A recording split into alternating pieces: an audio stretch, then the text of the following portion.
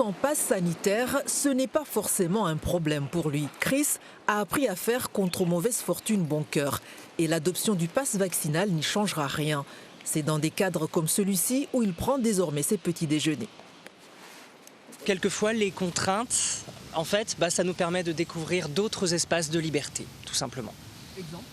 Par exemple, le fait de venir ici, de me déconnecter, on va dire, de l'ambiance urbaine et aller plutôt dans un parc, finalement, ça me fait beaucoup de bien en fait. Souvent, je me prends une ou deux pâtisseries, voilà, des petites brioches par exemple, ou des petits macatias, et par exemple, je viens me poser ici, c'est vrai que c'est très agréable, ouais, au bar à choix. À quelques pas de lui, ce jeune couple avec ses 2 enfants arrive lui aussi à vivre sans passe. Mais la maman ne cache pas que c'est de plus en plus difficile. Les parents ont dû adopter de nouvelles habitudes. Rester plus souvent chez moi déjà, et puis d'en profiter un maximum des enfants, de leur montrer un peu les parcs, faire des sorties. Mais c'est vrai que malgré tout ça, c'est compliqué.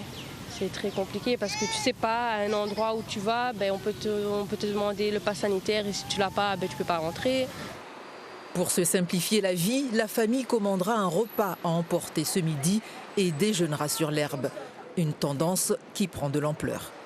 On voit que la terrasse elle est plus vide qu'avant parce que maintenant les gens ils viennent et ils repartent. En fait, même pour attendre leur commande, en fait, ils peuvent pas attendre là. Même pour consommer leur boisson, ils ne peuvent pas consommer debout.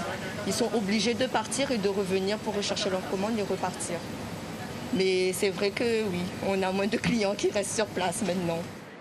Malgré le renforcement annoncé des contraintes avec le pass vaccinal, Chris n'envisage pas du tout de se faire vacciner, tout comme la mère de famille qui se dit toutefois moins catégorique qu'avant.